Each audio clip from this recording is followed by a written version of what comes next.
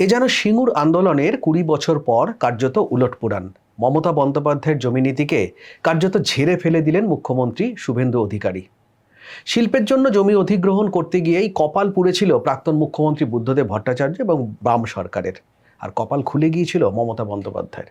কিন্তু মমতা বন্দ্যোপাধ্যায়ের জমিনীতি কোথাও যেন শিল্পের জন্য অন্তরায় হয়ে দাঁড়িয়েছিল, আর সেই বন্ধ তালাটি খুলতে চাইছেন মুখ্যমন্ত্রী শুভেন্দু অধিকারী। কথা বলবো, আমার সঙ্গে রয়েছেন দ্য ওয়ালের editor in chief Shankhadip Das. ডানকুনিতে আজ মুখ্যমন্ত্রী শুভেন্দু অধিকারী প্রাক্তন মুখ্যমন্ত্রীর জমিনীতির কার্যত 180 ডিগ্রি ঘুরিয়ে দিলেন আর কি। এবার কি আশা করা যায় যে শিল্পের জন্য জমি আর অন্তরায় হবে না কোথাও? দেখো, সেটা তো বৃক্ষ তোমার নাম কি ফলে না পরিচয়তে। এখন অন্তরায় হবে কি হবে না সেটা টাইম উইল সে। কিন্তু প্রাথমিকভাবে আমরা আজকে মুখ্যমন্ত্রীকে একটা পরিষ্কার কথা বলতে শুনেছি, সেটা হচ্ছে যে শিল্পের জন্য জমি সরকার নিজে পারচেস করবে। উনি যে শব্দ ব্যবহার করেছেন আমি সেই শব্দই ব্যবহার করছি। সরকার পারচেস করবে, ঠিক যেভাবে বিএসএফকে বা রেলকে জমি দেওয়া হয় সেভাবেই সরকার পারচেস করে জমি দেবে, এবং সেই পারচেস করার পরে হ্যান্ড ওভার করবে শিল্প সংস্থাকে। এটা উনি বলেছেন, এটা হচ্ছে ওনার বক্তব্য।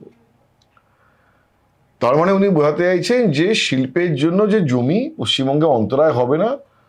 শিল্প সংস্থা, কোনো উদ্যোগপতি, কোনো শিল্পপতি, বিদেশি কোনো সংস্থা পশ্চিমবঙ্গে যদি একটা কোনো শিল্প স্থাপন করতে চায় তাহলে তাকে জমি দেওয়ার দায়িত্বটা হচ্ছে সরকারের। সেটা তো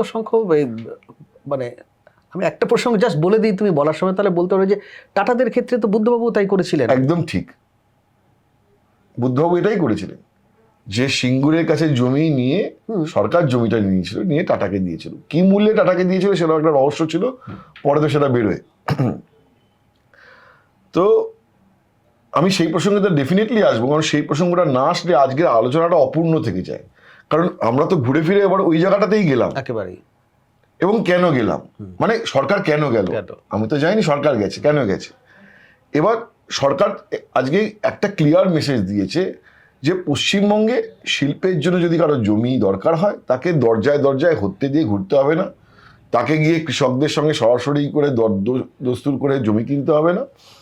সরকারের দায়িত্ব, সরকার সেই জমি কিনে সরকার দেবে। এটা হচ্ছে যে পরিষ্কারভাবে জানিয়ে দিয়েছে। এবং এইখানেই যে তোমার প্রশ্নটা, যে মুখ্যমন্ত্রী বুদ্ধদেব ভট্টাচার্য তো তাই করেছিলেন। একটা জিনিস দেখো, যে মুখ্যমন্ত্রী বুদ্ধদেব ভট্টাচার্য যখন সিঙ্গুরে টাটা কারখানার জন্য জমি অধিগ্রহণ করেছিলেন পাবলিক পারপাস দেখিয়ে, জনস্বার্থের কারণ দেখিয়ে সরকার জমি অধিগ্রহণ করতে পারে, জনস্বার্থের কারণ দেখিয়েছিলেন। কিন্তু সেই জমি অধিগ্রহণ প্রক্রিয়াটা ছিল খুবই হাসাস, খুবই ওপেন নয়। সেই জমি নেওয়ার জন্য যে জমির মালিকদের সঙ্গে কোনো রকম ভাবে আলোচনা হয়নি, একটা কনফিডেন্স বিল্ডিং মেজার হয়নি, যেটা নিয়ে পরবর্তীকালে জ্যোতিবাবু আক্ষেপ করে বলেছিলেন আমাদের তো একটা কৃষক সভা রয়েছে, কৃষক সভার সাহায্য নেওয়া হলো না কেন। তো মুখ্যমন্ত্রী, তৎকালীন মুখ্যমন্ত্রী বুদ্ধদেব ভট্টাচার্য হয়তো ভেবেছিলেন যে আমি যদি অনেককে ইনভলভ করে নিই তাহলে অনেক ফোড়ে এসে যাবে মাঝখানে, তো ফলে একটা বিড়ম্বনা তৈরি হবে ইত্যাদি প্রভৃতি। একটা অপরিণামদর্শী উদ্দেশ্য ছিল, সৎ উদ্দেশ্য নিয়ে কোনো সংশয় নেই, কিন্তু তার প্রসিডিওরে একটা প্রবলেম ছিল। যে প্রবলেমটাকে হাতিয়ার করে প্রথমে সোমেন মিত্র ওই আন্দোলন শুরু করেছিলেন, কংগ্রেস নেতা, পরবর্তীকালে মমতা বন্দ্যোপাধ্যায় ঢোকেন, কিন্তু ফার্স্ট ইনিশিয়েশন ছিল সোমেনদার। এবং ওখানে একটা সিঙ্গুরের জমি আন্দোলন শুরু হয়। দেখো, সবকিছুর একটা কথা আছে না, জীবনের ধন কিছুই যায় না ফেলা। ফলে মমতা বন্দ্যোপাধ্যায়ের ওই আন্দোলনও ফেলা যায়নি। এখানে এখন যা একটা ন্যারেটিভ হয়ে আছে বা একটা মেরুকরণ হয়ে আছে, তৃণমূল বিজেপি, বিজেপি তৃণমূল, ফলে আজকে মমতা বন্দ্যোপাধ্যায়ের এই জীবনের ধন কিছুই জানা ফেলা বললে অনেকেরই আবার মনে হয় কেন আবার মমতা বন্দ্যোপাধ্যায় টেনে আনা হচ্ছে কেন। আমি আবার এই কমেন্টে দেখি যে লোকে বলে যে দ্য ওয়ালের মমতা বন্দ্যোপাধ্যায়ের প্রীতি যায়নি। আমি এইসব কোনো প্রীতি অপ্রীতির ব্যাপারই না, আলোচনাটা তো ওই আন্দোলনেরও একটা ইতিবাচক ভূমিকা ছিল, সেটাই আমি ব্যাখ্যা করছি। তখন সরকার যে মূল্যে জমি অধিগ্রহণ করতো, আর আজকে সেই সিঙ্গুরের জমি আন্দোলনের ফলে বা নন্দীগ্রামের জমি আন্দোলনের ফলে যে শতাব্দী প্রাচীন জমি অধিগ্রহণ আইনের সংশোধন কেন্দ্র সরকার করে, তার ফলে আজকে জমি যদি সরকার কারোর কাছ থেকে কেনে, জমির মালিকের কাছ থেকে, তাহলে তার পুনর্বাসন এবং ক্ষতিপূরণের প্রাপ্য টাকার অঙ্কটা অনেক বেড়ে গেছে। কেমন বেড়ে গেছে? বেড়ে গেছে হচ্ছে রুরাল যে জায়গায় যদি গ্রাম অঞ্চলে যদি জমি নেয় সরকার, তাহলে বাজার মূল্যে নিতে হবে জমি। ঠিক আছে, মানে তখন ওখানকার যে বাজার লেটেস্ট যে সার্কেল রেট, ঠিক আছে, লাস্ট এবং লাস্ট যে স্ট্যাম্প ডিউটি দিয়ে জমিটা কেনা হয়েছে এবং সেটাই সর্বোচ্চ মূল্যটা, সেটা বাজার মূল্য হিসেবে নির্ধারিত হবে। প্লাস হচ্ছে 100% সোলাসিয়াম পাবে, 100% সোলাসিয়াম। শহরে হলে জমির দামের 2x ভ্যালু দিতে হবে, গ্রামে হলে সেই 2xটাকে 4x পর্যন্ত আছে, মানে দ্বিগুণ হয়ে যেতে পারে, 4x পর্যন্ত যেতে পারে সরকার। এটা সরকার ডিসাইড করে যে কতটা শহর থেকে ওই জমি অতটা দূর, সেই অনুপাত, সেই হিসেবে ওই 2x হবে না 1x হবে না 3x হবে নির্ধারণ। কিন্তু জমির মূল্য, বাজার মূল্য প্লাস 100% সোলাসিয়াম, তো এইটা তো তখন ছিল না। এই অফারটা লোভনীয় অফার এই মুহূর্তে। তো ফলে এই প্রস্তাব দিয়ে যখন জমি অধিগ্রহণ করছে, অধিকাংশ চাষি তো আর আপত্তি করছে না। আপত্তি থাকার জায়গায় নেই আর, না, জায়গা নেই সেটা বলবো না, দেখো একজন কেউ চাইলে জমি নাও দিতে পারে, কিন্তু সরকার যখন জনস্বার্থে জমি নেবে তখন সরকারের সেই অধিকার রয়েছে। তো কথাটা হচ্ছে যে সিঙ্গুর নন্দীগ্রাম আন্দোলনের ফলে জাতীয় স্তরে যে আইন পরিবর্তন হলো, জমি অধিগ্রহণ আইন, তার ফলে ক্ষতিপূরণ এবং পুনর্বাসন বাবদ টাকাটা বেড়ে গেল। তারপরে আজকে মুখ্যমন্ত্রী শুভেন্দু অধিকারী সেই বলে বলিয়ান যে অলরেডি আমি কিন্তু যে দামটা দিচ্ছি, যে দামে আমি কৃষকের কাছ থেকে কিনছি বা জমি মালিকের কাছ থেকে কিনছি এবং কিনে বিএসএফ কে দিচ্ছি, ওই তো বিএসএফ কে এত জমি দিলাম, কোনো প্রবলেম হয়নি তো। তাহলে যদি সরকার সুষ্ঠুভাবে গ্রামবাসীদের সাথে কনসেন্ট নিয়ে, এবং শিল্পের জন্য জমি নিতে গেলে 80% গ্রামবাসীর কনসেন্ট লাগবে, দরকার, যে আইন রয়েছে তাতে 80% গ্রামবাসীর কনসেন্ট নিতে হবে, তাহলে সবার কনসেন্ট নিয়ে জেলা শাসক, মহকুমা শাসক সেখানে গিয়ে কথা বলে চাষিদের কনসেন্ট নিয়ে যদি জমি নেন এবং চাষিরা যদি আগ্রহে জমি দেন, কোনো অসুবিধা নেই, এবং তারা ওই দাম পাবেন। তো ফলে চাষিদের কোনো জায়গায় ঠকানোর বা জমির মালিককে কোনো জায়গায় ঠকানোর ব্যাপার নেই, অনেকটা ট্রান্সপারেন্ট বিষয়টা। এবার যেহেতু পশ্চিমবঙ্গের ল্যান্ড সিলিং অ্যাক্ট ছিল, সব রাজ্যে বিলোপ হয়ে গেছে। এটা ইন্দিরা গান্ধী ওটা ভারতবর্ষ জুড়ে ল্যান্ড সিলিং অ্যাক্ট চালু করেছিলেন, এবং 74 বোধহয়, হ্যাঁ 74-এ, এবং বলা হয়েছিল আরবান ল্যান্ড সিলিং অ্যাক্টে 7.5 কাঠা না 7 কাঠা 7 কাঠার উপরে, হ্যাঁ, জমি বেশি রাখতে পারবে, আর গ্রামের দিকে সেটা বেশি ছিল, এবং তার মধ্যে সেচযোগ্য জমি বা রেনফেড জমি এটার মধ্যে ভাগ ছিল। এবং এই কারণে কি হয়েছে যে পশ্চিমবঙ্গে যে জমির মালিকানা সেটা খণ্ডে খণ্ডে বিভক্ত, এক লপ্তে বড় জমি কারো কাছে নেই।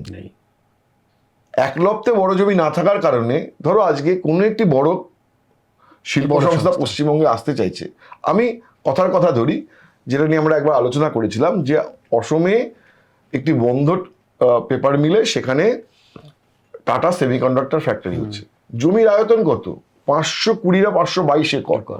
এবার 522 একর জমি পশ্চিমবঙ্গের কোথাও নিতে গেলে এক লপ্তে তো 522 একরের মালিকানা কারোর কাছে নেই, তাহলে খণ্ডে খণ্ডে বিভক্ত, 7 একর কারো থাকলেও সেখানে যদি কোনো শিল্প সংস্থার জমি কেনা শুরু করে, তাহলে কেনার প্রসিডিউরের মধ্যেই এখান থেকে শুরু করেছে, ওখানে দাম বেড়ে যাচ্ছে, একদম 10টা ফোরে ঢুকে যাবে, ওখানে একটা দীর্ঘসূত্রিতা তৈরি হবে, ওখানে অশান্তি তৈরি হতে পারে। ঠিক আছে, এইটার জন্যই শিল্প সংস্থা পিছিয়ে আসবে, ওই ঝামেলা কেন যাবে? তো আজকে তাই মুখ্যমন্ত্রী শুভেন্দু অধিকারী দুটি সিগনিফিকেন্ট কথা বলেছেন। এক, সরকার নিজেই ল্যান্ড পারচেস করবে, করে সরকার হ্যান্ডওভার করবে। আর দুই, যে ল্যান্ড সিলিং একটা সরকার তুলে দেবে, ল্যান্ড সিলিং একটা তুলে দেবে। এই দুটো আজকে ইম্পর্টেন্ট ঘোষণা, এবং আমি মনে করি পশ্চিমবঙ্গের শিল্পায়নের লক্ষ্যে এই দুটো ঘটনা খুব বড় একটা প্রভাব ফেলবে বলেই আমার আশা রয়েছে। কারণ দেখো, গভর্নমেন্টের যে ইনভলভমেন্ট জমি অধিগ্রহণের ক্ষেত্রে, শিল্পের জন্য জমি অধিগ্রহণের ক্ষেত্রে, তার যে বাস্তবতা রয়েছে এটা সবাই স্বীকার করেছে। যখন সিঙ্গুরের জমি আন্দোলন হয় এবং তারপরে যখন শতাব্দী প্রাচীন 100 বছরের পুরনো জমি অধিগ্রহণ আইন সংশোধনের ব্যাপারে দিল্লিতে আলোচনা শুরু হলো, পার্লামেন্টে স্ট্যান্ডিং কমিটিতে, পার্লামেন্টে কনসালটেটিভ কমিটিতে যখন আলোচনা শুরু হলো, গ্রাম উন্নয়ন দপ্তরে মন্ত্রকে যখন আলোচনা শুরু হলো, তখন সর্বসম্মতিতে এটাই উঠে এসেছিল যে অন্তত 30% কেসে, ধরো একটা জমির শিল্পের জন্য 100 একর জমি দরকার, তার মধ্যে যদি শিল্প সংস্থা 70 একর অধিগ্রহণ করে ফেলে, তাহলে বাকি 30 একরের জন্য সরকার ইন্টারভেন করতে পারে। তার মানে সরকারের ইন্টারভেনশনটা জরুরি বলেই একদম এই যে জ্ঞানী গুণী মানুষরা একটা তাদের উইজডম নিয়ে এটাই ঠিক করেছিলেন যে সরকারের ইনভলভমেন্টটা দরকার, তা না হলে শিল্প সংস্থার জমি পাবে না, এক লপ্তে বড় জমি সম্ভব নয়। ঠিক আছে, মমতা বন্দ্যোপাধ্যায় কি করেছিলেন, উনি বলেছিলেন যে সরকারের ল্যান্ড ব্যাংক থেকে জমি নিতে হবে। এবার ওনার ল্যান্ড ব্যাংক যেখানে যেখানে সেখানে শিল্প সংস্থা যেতে চাইছে না, তার উপাদান না থাকতে এবার পারে। তিনি যাদেরকে ল্যান্ড ব্যাংক থেকে জমি দিয়েছেন তারা জমি নিয়ে কিছু করেননি, ফেলে রেখেছেন। ঠিক আছে, জমি নিয়ে কিছু করেননি, ফেলে রেখেছেন।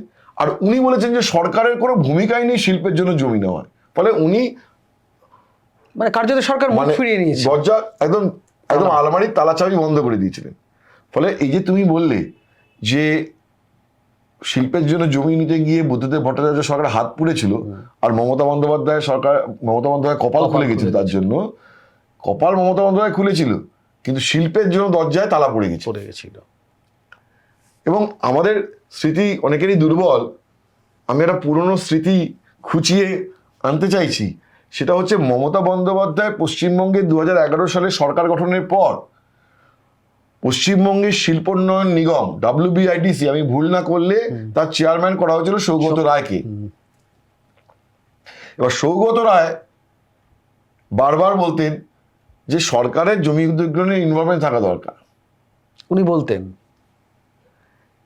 তাতে মমতা বন্দ্যোপাধ্যায়ের সাথে তার একটা দ্বন্দ্ব তৈরি হয় এবং চুপচাপ উনি ইস্তফাপত্র দিয়ে দেন। 7 দিনও সেই খবর জানা যায়নি যে সৌগত রায় ইস্তফা দিয়েছেন WBIDC থেকে। এই খবরটি তৃণমূলেরই কেউ একজন আমায় দেয়, এবং আনন্দবাজার পত্রিকায় আমার স্টোরি শঙ্খদীপ দাসের বাইলাইনেই বেরিয়েছিল, 8 কলম লিড হয়েছিল যে শিল্পোন্নয়ন নিগমের চেয়ারম্যান পদ থেকে ইস্তফা সৌগত রায়। এবং কেউ তখন জানতেও না, এবং কেন ইস্তফা, এই দ্বন্দ্বের কারণে ইস্তফা। এই সরকারের ইনভলভমেন্ট থাকবে সৌগত কিনা। রায় শিল্পোন্নয়ন নিগমের চেয়ারম্যান পদে বসে বুঝেছিলেন যে মমতা বন্দ্যোপাধ্যায় যে জমি নীতি, তাতে পশ্চিমবঙ্গে আর যাই হোক শিল্পটা হবে না, আসবে না, সরকারের ইনভলভমেন্টটা দরকার। তো এই জায়গা থেকেই আজকে প্রাসঙ্গিকতা যে মুখ্যমন্ত্রীর আজকে যে ঘোষণা।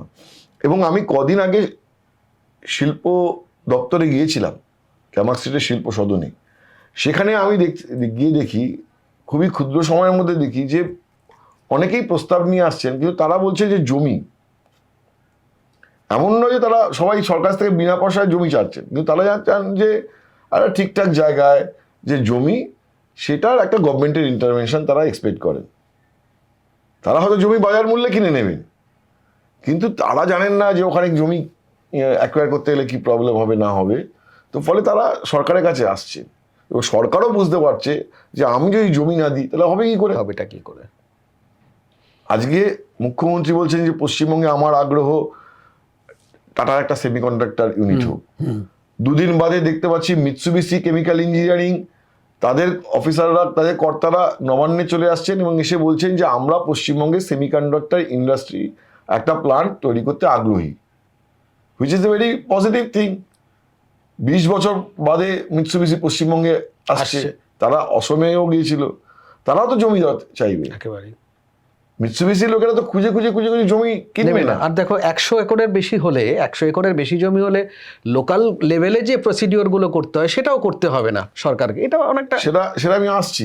তুমি দেখো না, এই যে দেখো আজকে সল্টলেকের নিউ টাউনে যে 55 একর জমি দেওয়া হয়েছে আদানি গোষ্ঠীকে, ফলে জমি যদি তাদেরকে সরকার থেকে নিজে না দিত, তাহলে কি করে ওখানে কি আদানি বসে খুঁজতো? ওই হাপা কেন নেবে? ওই হাপা কেউ নেবেই না, কারণ অন্য স্টেট তোমায় জমি দিচ্ছে, আমাকে সহজে আমায় তুলে দিচ্ছে হাতে।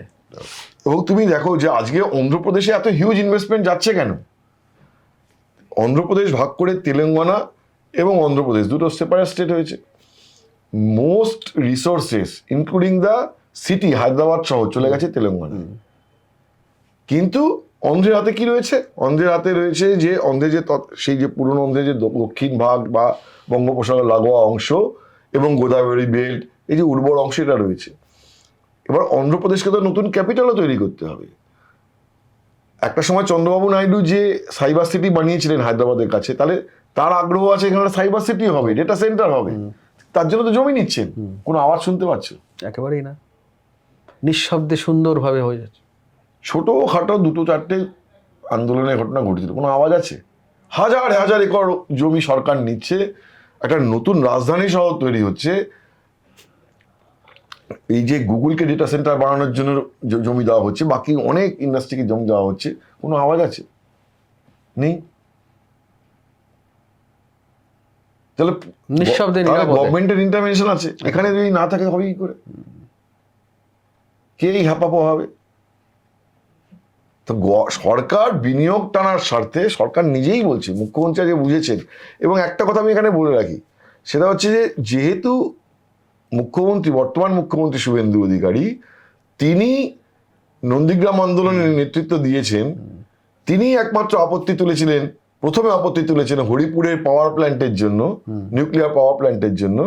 এবং তিনিই বলছেন যে তাজপুরে গভীর সমুদ্র বন্দর হবে না, ওখানে জনবসতি, ঠিক ঘন জনবসতি এলাকা।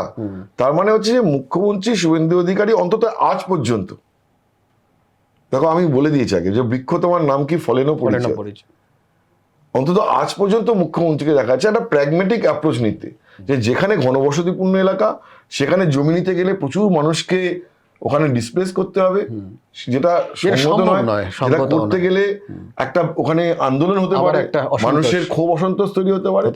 তার ফলে সরকার জমি দেবে, কিন্তু সবাইকে সরকার ওই ডানকুনির ওই হাইওয়ের পাশে জমি দিতে পারবে না। সরকার এমন জায়গায় জমি দেবে যেখান থেকে গেলে শিল্প বাণিজ্য সব করা সম্ভব। একদম।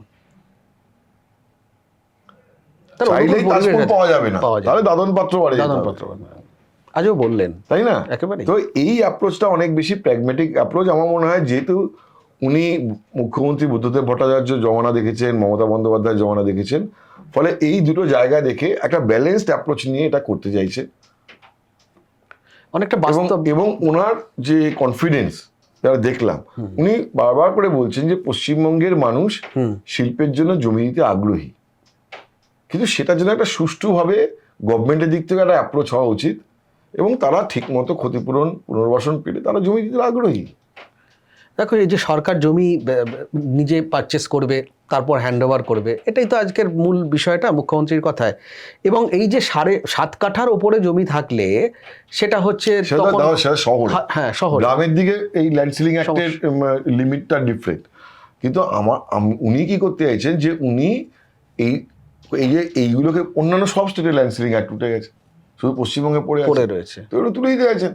একটা লেভেল প্লেইং ফিল্ড হবে অন্যান্য স্টেটের সঙ্গে, তা নাহলে তো কম্পিটিশনে পশ্চিমবঙ্গ পিছিয়ে যাবে একেবারে। এটাই বুদ্ধবাবু সরকারও এটাতেই বুদ্ধবাবু চেষ্টা করেছিলেন। এবং যেটার একটা নমুনা যে আমি বলতে পারি সেটা হচ্ছে, ধরো এই আরবান ল্যান্ড সিলিং অ্যাক্টের জন্যই যে বাইপাসের পাশে যে অ্যাপোলো হসপিটাল, সবচেয়ে বড় মানে উদাহরণ হচ্ছে অ্যাপোলো হাসপাতাল, যেখানে এই 7 কাঠার বেশি শহরে মানে রয়েছে দেখে এটাতে বুদ্ধবাবু সরকারকে খাস জমি বোধহয়। এবং হ্যাঁ, আমাদের যে এক্সিকিউটিভ এডিটর অমল সরকার, অমলদা সেই সময় যে খবরের কাগজে কাজ করতেন, আমরা একই সংবাদপত্রে কাজ করতাম, তো অমলদা সেই সময় ধারাবাহিকভাবে খবর করেছিলেন। এবং অমলদাকে আমি জানতে চাইলাম, তো অমলদাই জানালেন যে বাইপাসে যে অ্যাপোলো হসপিটাল, সেইখানে জমির মালিক, যাদের জমির মালিক তাদের 7.5 কাঠার বেশি জমি ছিল। তাহলে এবং ফলে সেখানে একটা দীর্ঘ প্রশাসনিক জটিলতা তৈরি হয়। তাই বামফ্রন্ট সরকার প্রথমে জমিটিকে খাস জমি হিসেবে নিজেদের দখলে নেয়, এবং তারপর সেই জমি অ্যাপোলো কোম্পানিকে দেওয়া হয়েছিল। কিন্তু একটা জটিলতা তৈরি হয়েছিল এবং সময় নিয়েছিল সম্ভবত অনেকটা। তাহলে কি সরকার প্রথমে জমির মালিকের কাছ থেকে জমিটিকে নিয়ে গিয়ে খাস জমি করে দেয়, তারপর সেই জমি। আজকে যদি আরবান ল্যান্ড সিলিং অ্যাক্ট উঠে যায়, তাহলে তো এই 7.5 কাঠার ঝামেলা থাকবে না শহরের মধ্যে, একেবারেই থাকবে না। তো এইটাই সরলীকরণ। না হলে এই সরলীকরণ না করলে অন্যান্য স্টেটে যেটা নেই আমার স্টেটে আছে, তা পশ্চিমবঙ্গই তো কম্পিটিশনে পিছিয়ে পড়বে। একেবারে পশ্চিমবঙ্গই তো কম্পিটিশনে পিছিয়ে পড়বে। এবং বুদ্ধদেব ভট্টাচার্য সরকারও ল্যান্ড সিলিং অ্যাক্ট তুলে দিতে চেয়েছিলেন, তখন পার্টি আপত্তি করেছিল। আজকে সেই সমস্যা নেই এখানে সরকার আর এবং দলের মধ্যে। আর একটা কথা, যে তুমি যেটা তখন প্রসঙ্গ তুলেছিলে, যে মুখ্যমন্ত্রী যেটা বলেছেন যে 100 একরের 100 কোটি টাকার বেশি ইনভেস্টমেন্ট হলে, মানে সেটা তো জেলাতেই হবে, কলকাতাতে তো। তো সেখানে কি হয়, সেখানে বিল্ডিং প্ল্যান, জলের কারেকশন, বিদ্যুৎ ইত্যাদি প্রভৃতি নানা কারণে পরিষেবাগত বিষয়ে জেলা পরিষদ, পঞ্চায়েত সমিতি, পুরসভার কাছ থেকে অনুমতি নিতে হয়। লোকাল বডির কাছে যেটা, সেটা মুখ্যমন্ত্রী আজকে বলেছেন যে যত দাদাগিরি, যত গন্ডগোল, যত সিন্ডিকেটরা সব হচ্ছে ওইখানেই শিখর। সুতরাং 100 কোটি টাকার বেশি কারো যদি বিনিয়োগ যদি করেন, তার এই ধরনের অনুমোদনের জন্য আর জেলা পরিষদের কাছে যেতে হবে না, সিঙ্গেল উইন্ডো হবে, সেন্ট্রালাইজ তাকে অনুমোদন দিয়ে দেওয়া হবে। তার ফলে ওই যে এটা অনেক সিম্পল হয়ে যায়, শিল্প সংস্থাকে মুড়িয়ে খাওয়া, এই মুড়িয়ে খাওয়াটা বন্ধ করে দিতে হয়েছে। এবং উনি আজকে বলেছেন, আমার ইন্টারেস্টিং লাগলো, আমি এখনো যাইনি ওই রাস্তাটায়, এই যে আমরা ফেরার সময় দেখি যে ডানকুনির কাছে, রাইট, আমার খুব আমাদের ইন্টারেস্টিং লেগেছে দর্শকদের, আমার নিশ্চয়ই এটা বলা দরকার, আমাদের দর্শকদের মনে হয় যে বহু মানুষের এই এই দুর্ভোগের অভিজ্ঞতা একাধিকবার, কারো হয়তো প্রাত্যহিক ছিল, একদম একেবারে, যে ডানকুনির কাছে এসে লম্বা একটা ট্রাকের লাইন, এবং আপনার গাড়ি রয়েছে সেই কোন মাথায়, বাঁ দিক দিয়ে দিয়ে দিয়ে দিয়ে দিয়ে আসতে হচ্ছে, কখনো দাঁড়িয়ে থাকছি ওইখানে এসেই 1 ঘন্টা 1.5 ঘন্টা 2 ঘন্টা, এবং হাত পেতে দাঁড়িয়ে রয়েছে এটা তোলার জন্য। উনি বললেন এটা নিশ্চয়ই, আজকে মুখ্যমন্ত্রী বলেছেন নিশ্চয়ই ওটা দেখতে পাচ্ছে না, ট্রাকের লাইন বন্ধ হয়ে গেছে, হাত পাতা বন্ধ করে দিয়েছি। প্লাস বললেন যে আমাদের এই ডানকুনিতে এই আজকে যাদের একটা উদ্বোধন করলেন লাক্সকোজির, তাদেরও নিশ্চয়ই মান্থলি ওই গিয়ে যে একটা দিতে হবে, গিয়ে যে হপ্তাটা বন্ধ করে দিয়েছে, একদম বন্ধ হয়ে গেছে। আমারও খুব ইন্টারেস্টিং লেগেছে এটা। এবং উনি বলেছেন যে আমি এই অশোক টডি, ওনাকে নিশ্চয় কেউ এসে বলছেন না যে দাদা আমার মাসে খরচের টাকাটা দিন। একেবারে মুখ্যমন্ত্রীর বক্তব্য আপনারা আমাদের ভিডিও এবং রিলে দেখতে পাবেন। তো মুখ্যমন্ত্রী এটা বলেছেন যে দেখুন শিল্পের বিনিয়োগটা টানার জন্য প্রথম কথা শিল্প বান্ধব পরিবেশ দরকার। শিল্প বান্ধব পরিবেশের জন্য কি, যে প্রাইমারি শর্ত হচ্ছে যে আইন শৃঙ্খলা পরিবেশ, সিন্ডিকেট রাজ, তোলাবাজি, এগুলোকে সব বন্ধ করে দেওয়া। তো উনি বলছেন এগুলো সব বন্ধ হয়ে গেছে। একটা দুটো যে কেস বিভিন্ন জায়গায় বিক্ষিপ্তভাবে অভিযোগ এসেছিল, কোনোটা শ্রমিক ভট্টাচার্য ইন্টারভেন করে থামিয়ে দিয়েছেন, কোনোটা আমার ইন্টারভেনশনে আমি অঙ্কুরে বিনাশ ঘটিয়ে দিয়েছি। সুতরাং একটা কনফিডেন্স দেওয়া ধারাবাহিকভাবে যে ল অ্যান্ড অর্ডার ঠিক করছি, জমিনীতি ঠিক করছি, ঠিক আছে, একটা শিল্প বান্ধব পরিস্থিতি তৈরি করার চেষ্টা করছি। এবং আগের সরকার 2023-24 এবং 2024-25 ফাইন্যান্সিয়াল ইয়ারে, 2023-24, 24-25 আর 25-26 ফাইন্যান্সিয়াল ইয়ারে এই যে ইনসেন্টিভ তুলে দিয়েছিল 20,000 কোটি টাকা, যে শিল্পের জন্য ইনসেন্টিভের একটা ফান্ড তুলে দিয়েছিল, সেইটা আমি আবার রিইন্ট্রোডিউস করতে যাচ্ছি এবছর। পুরোটা পারিনি, 5,000 কোটি টাকার একটা কর্পাস রেখেছি, এবং আমরাও শিল্প সংস্থাকে ইনসেন্টিভাইজ করব। যারা বেশি কর্মসংস্থানের সুযোগ তৈরি করবে তাদেরকে আমরা ইনসেন্টিভ দেব। তো এই তিনটে মোটামুটিভাবে আজকে, এবং ডানকুনিতে যে আজকে লগ্নির শুভ মহরত হলো, তার কারণ হচ্ছে 11ই মে প্রথমবার তিনি মুখ্যমন্ত্রী হয়ে নবান্নে পা রাখেন। আজ 11ই জুলাই, ঠিক 2 মাসের মাথায় 600 কোটি টাকা ইনভেস্টমেন্টে। এবং মুখ্যমন্ত্রী দাবি করেছেন, আমি অশোক টডির আজকে বক্তব্য শুনিনি, ওনার দাবি হচ্ছে যে লাক্সকোজি তাকে জানিয়েছে যে এখানে ডাইরেক্ট এবং ইনডাইরেক্ট 6,000 লোকের কর্মসংস্থান হবে। তো 6,000 মানুষের কর্মসংস্থান একটা যদি শিল্প সংগঠন যদি হয়, ডাইরেক্ট বা ইনডাইরেক্ট এবং ইনডাইরেক্ট, তাহলে একটা শুরুর হিসেবে খারাপ নয়, মহরত হিসেবে এবং খারাপ নয়। এবং উনি বারবার করে যে বলেছেন যে বড় শিল্প হলে অনুসারী শিল্প আসবে, এবং সামগ্রিকভাবে একটা ইকোনমিক অ্যাক্টিভিটি তৈরি হবে। কারণ সরকারের পক্ষে তো 2 কোটি পশ্চিমবঙ্গে বেকার, 1 কোটি পরিযায়ী শ্রমিক, এটা মুখ্যমন্ত্রীর হিসাব। তো এইটা তো সরকার চাকরি দিতে পারবে না। সরকার এবছর 1 লক্ষ নিয়োগ করবে, 50,000 শিক্ষাক্ষেত্রে, 20,000 পুলিশ এবং আরো বাকি কিছু।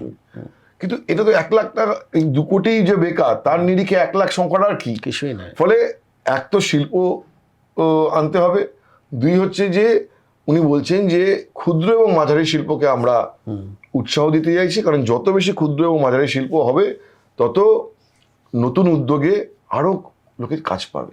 ছেলে মেয়েদের জন্য বলছেন যে বাংলার ছেলেমেয়েরা এখন শিক্ষিত ছেলেমেয়েরা অনেকে চায় ব্যবসা করবে, বেশি টাকা উপার্জন যেহেতু করবে, বলেছেন যে একটা কম soft সুদে loan, মুদ্রা হ্যাঁ, লোন ইত্যাদি প্রভৃতি সরকার স্কিম এটাও থেকে একটা সফট লোনের দেওয়ার ব্যবস্থা হবে। ব্যবস্থা হবে। এটাও কোথাও গিয়ে আমার মনে হয়েছে একটা পজিটিভ জায়গা তৈরি করতে এখনো পারে। পর্যন্ত সোফার সো হ্যাঁ, তবে আমার একটা প্রশ্ন তোমার মানে আমার কৌতূহল রয়েছে, দর্শকদের অনেকের হয়তো থাকবে না, আমি বলি যে মমতা বন্দ্যোপাধ্যায়ের তার জমি নীতি এবং জমি আন্দোলনের জন্য এসেছিলেন, কিন্তু তারপর যখন তিনি দেখলেন যে এটার জন্য একটা স্ট্যাগনেন্ট অবস্থা হয়ে যাচ্ছে কোথাও, এটা তারপরে এইটা পরিবর্তন তো করতে পারতেন হয়তো কোথাও, তাহলে এতটা সময় মমতা বন্দ্যোপাধ্যায় নিজের জালে নিজেই জড়িয়ে গেছিলেন, কারণ তিনি শিল্পের জন্য জমি অধিগ্রহণে সরকারের ভূমিকা থাকবে না এই পণ করে তিনি আন্দোলনে নেমেছিলেন। ফলে কোনো রকম ফ্লেক্সিবিলিটি উনি দেখাননি। আমার মনে আছে আমি কিছুদিন আগে তোমার সাথে একবার আলোচনায় বলেও ছিলাম যে কেন্দ্রে ইউপিএ সরকারের আমলে উনি তখন রেলমন্ত্রী, তখন যখন এই জমি অধিগ্রহণ আইনের সংশোধন নিয়ে আলোচনা হয় এবং যে সময় ওইটা ছিল 70-30, যে 70% ল্যান্ড কোনো শিল্প সংস্থা কিনে ফেললে এবং তার বাকি 30% জমির জন্য যদি তার অধিগ্রহণের সমস্যা হয় তাহলে গভর্নমেন্ট ইন্টারভেন করতে পারবে। মমতা বন্দ্যোপাধ্যায় ক্যাবিনেট মিটিং এ বললেন না, কোনো জমির জন্য সরকারের হস্তক্ষেপ থাকবে না, কারণ তার তো পলিটিক্স ছিল এটা 1%ও থাকবে না। হ্যাঁ, ওই মিটিংয়ে, এবং সেটাও খবরের কাগজে বেরিয়েছিল। জয়রাম রমেশ তখন মনে হয় ক্যাবিনেট মেম্বার ছিলেন সম্ভবত, জয়রাম রমেশের ছেলে তো জয়রাম রমেশ পরিবেশ মন্ত্রী ছিলেন সেই সময়, যাই হোক। তো প্রণববাবু খুবই চিৎকার করেন ওই মিটিংয়ে, এবং মমতা বন্দ্যোপাধ্যায় ওই ক্যাবিনেট মিটিংয়ে কেঁদে ফেলেন এবং বলেন যে আমার বাবাও কোনদিন আমাকে এভাবে বকেনি। কিন্তু উনি অনমনীয় ছিলেন, উনি যে বলেছিলেন যে শিল্পের জন্য জমি সরকার দেওয়াতে সরকার হাত দেবে না, তিনি কোনদিন করতেই চাননি।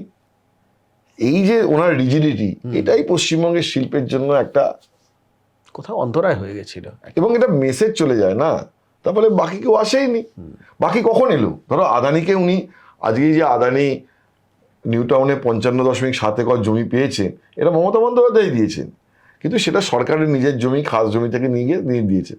তা দিয়েছেন বলেই তো আদানি এসছে, ঠিক না দিলে তো আনতে পারতেন, তাকে তো ঝামেলা পোহাতে হয়নি না। কিন্তু উনি ওই কৃষি জমি বা মানুষের কাছ থেকে জমি কিনে জমি দেব, এইটা উনি কখনোই করতে চাননি। একেবারে তুমি নিউ টাউনে কতটা জমি দিতে পারো? কাউকে 10 একর, কাউকে 5 একর, এবং ওখানে তো সার্ভিস ইন্ডাস্ট্রি, একদম আইটি এনাবেল সার্ভিস। কিন্তু তুমি যদি বড় উৎপাদন শিল্পের কথা বলো, তাহলে তো তার একটা বড় শেড, তার আনুষঙ্গিক জিনিস, তার অনুসারী শিল্প, একটা বড় একলপ্তে বড় জমি দিতে হবে। সেটা তো এই ছোট ছোট ছোট ছোট ছোট জমি দিলে হবে না, আটকে যাবে কোথাও, তাই না? ওনার আমলে কি হয়েছে, কোনা এক্সপ্রেসওয়ের উপরে 5টা ওয়্যার হাউস হয়েছে, কিন্তু বড় শিল্পের জায়গা বড়, সেইটা কোথায় হয়েছে? সেইটা তো পুরোপুরি বন্ধ হয়ে গেছে, উনিই বন্ধ করে দিয়েছেন রাস্তা। একেবারে শিল্পমহল উৎসাহিত হবে তোমার মনে হচ্ছে? আমি বলি তোমাকে, আমার তো আর এখন পুনরাবৃত্তি হয়ে যাচ্ছে কিছু কিছু জিনিস, যেমন বিষয়টাই তাই বলে একেবারে সেই বিষয়ে প্রসঙ্গক্রমে আসে। এই রঘুনাথগঞ্জে উনি শিল্প দানব বানাবেন, সরকারের জমি রয়েছে, উনি এডিবির কাছ থেকে 250 মিলিয়ন না 300 মিলিয়ন ঋণ চেয়েছিলেন, এডিবি দেয়নি টাকাটা, কারণ এডিবিরও সন্দেহ ছিল ওখানে কিছু হবে না। সরকারের প্রপোজাল, মুখ্য সচিব মনোজ পন্থের প্রপোজাল ওই এডিবির আলমারির মাথাতে রাখা আছে, ঘুমিয়ে পড়েছে ওখানে, শীত ঘুমে চলে গেছে। অথচ দেখো মজার ব্যাপার, সেই এডিবি পশ্চিমবঙ্গে আসতে চাইছে ইনফ্রাস্ট্রাকচার ডেভেলপমেন্টে ঋণ দিতে, আরবান মোবিলিটিতে ঋণ দিতে, বাজেটের পরদিনই মিটিং, হ্যাঁ, এই নতুন ইকোনমিক জোন তৈরিতে ঋণ দিতে। তার ফলে কি দেখো তুমি, সরকারের অ্যাপ্রোচ চেঞ্জের সঙ্গে সঙ্গেই লগ্নিকারীদের একদম উৎসাহিত হচ্ছে, তার অ্যাপ্রোচ চেঞ্জ হয়ে যাচ্ছে, ইন্টারেস্ট বাড়ছে। এবার সামনে তোমার আমুল, শালবনী, দুর্গাপুর, পরপর বেশ কয়েকটা প্রজেক্টের এই প্রকল্প উনি বললেন, তো মুখ্যমন্ত্রী বললেন যে এরপরে আমুল হবে, মেজিয়াতে শ্যাম স্টিল, এবং শ্যাম বেরিওয়াল আজকে ওখানে উপস্থিত ছিলেন। শ্যাম স্টিলের কর্ণধার মালিক মিস্টার শ্যাম বেরিওয়াল, তিনি আজকে ডানকুনিতে উপস্থিত ছিলেন। একেবারেই। তা মিস্টার সজ্জন ভজনকাও ছিলেন। তারপরে উনি এই যে দুর্গাপুরে একটা 4,000 কোটি টাকার ইনভেস্টমেন্ট হবে, একটা নতুন স্টিল প্লান্ট, সবই তো আজকে মুখ্যমন্ত্রী বলেছেন যে পর সব মানে লাইনে রয়েছে। কোথাও বলা যায় বোধহয় আজ অন্তত তালাটা খুললো। হ্যাঁ, মানে আজকে তালা খোলা, আজকে একদম মানে মাইল ফলক মাইলফলক। যে নতুন সরকারের আমলে পশ্চিমবঙ্গে নতুন পরিবর্তনের পরে, এবং যে পরিবর্তন মানুষ একটা হতাশা থেকে আশার দিকে জার্নি, সেই জার্নিতে মানুষ আজকে তার ফার্স্ট ঈদটা গাথা, মুখ্যমন্ত্রী দেখলাম যে নিজেই একদম, সেই হাতে ধরে ঈদ গাচ্ছে। ঈদ গাচ্ছে। তো এটাও খুব প্রতীকী যে মুখ্যমন্ত্রী হাতে করে ঈদ খুব গাচ্ছে, সিম্বলিক, সিম্বলিক একদম খুবই সিম্বলিক। এবং এই আজকে যদি তালাটা খুলে গেল, যদি আমরা ধরি, এবং আগামী দিনে যে সমস্ত প্রকল্প আসার কথা, এবং আজকের এই জমি নীতি ঘোষণার পর শিল্পমহলের একটা উৎসাহও বাড়বে, সেক্ষেত্রে যে লক্ষ্য নিয়ে ড্রাইভ দিয়েছে এই নতুন সরকার, বেশি করে বিনিয়োগ, বেশি করে কর্মসংস্থান। আর একটা কথা আমার মনে হয় এখানে বলা, আমি আগেও একবার বাইরে গিয়ে একটা টিভি চ্যানেলের বিতর্কেও বলেছিলাম যে মুখ্যমন্ত্রী বুদ্ধদেব ভট্টাচার্যের যে শিল্পের জন্য যে আগ্রহ এবং রোম্যান্টিসিজম ছিল, ঠিক আছে, রোম্যান্টিসিজম শব্দটা আমি ব্যবহার করি কারণ হচ্ছে ওই যে ভেতর থেকে আসে যে আমি একটা কিছু এমন কিছু করব, এটা সব শাসকের প্রথমে দায়িত্ব নিয়েই এটা হয়। তো আজকেও তুমি দেখবে যে ডানকুনির মঞ্চে দাঁড়িয়ে তাপস রায় ইমোশনাল হয়ে গেছে, শিল্পমন্ত্রী। তিনি বলছেন যে পশ্চিমবঙ্গ থেকে যে শিল্পরা চলে গেছে, দরকার হলে টাটা বিল্ডার গিয়ে আমি পায়ে ধরতে রাজি আছি। ঠিক ঠিক, একদম আবেগ কাজ করছে, আবেগ কাজ করছে। আবার একটা রাজ্য বিজেপি সভাপতি শ্রমিক ভট্টাচার্য মঞ্চে ছিলেন, তিনি বলছেন যে সবাই আসবে, রিলায়েন্স আসবে, আদানি আসবে, মিউনিক থেকে লোক নিয়ে আসবে, ইসরায়েল থেকে লোক নিয়ে আসবে। তার ফলে মানে মিউনিক থেকে কে করবেন আমি জানি না, বা নিশ্চয়ই কেউ আসতেই পারেন। ইসরায়েলও এরকম ভাবে এগ্রিকালচার টেকনোলজি বা অনেক কিছুতে ইনভেস্টমেন্ট করছে ইসরায়েলের কোম্পানিগুলো। কিন্তু কথাটা হচ্ছে এই যে আবেগ নিয়ে বলছেন, ওদের মধ্যে একটা প্রশাসন, ওদের মধ্যে একটা ইমোশন কাজ করছে। এখন একটা ইমোশন প্লাস হচ্ছে প্র্যাগমেটিক অ্যাপ্রোচ, মানে একটা বাস্তববাদী অ্যাপ্রোচ গভর্নমেন্টের। আমরা আশাই করতে পারি এই দুটো মেলবন্ধনে পশ্চিমবঙ্গে আগামী দিনে শিল্পায়ন হবে। একদম সেই আশা আমরা করছি, রাজ্যবাসীও নিশ্চিতভাবেই করছেন। দেখা যাক কি হয়। আপাতত আজ এ পর্যন্তই আমাদের আলোচনা। সব খবর, সঠিক খবর দেখার জন্য চোখ রাখুন দ্য ওয়ালে।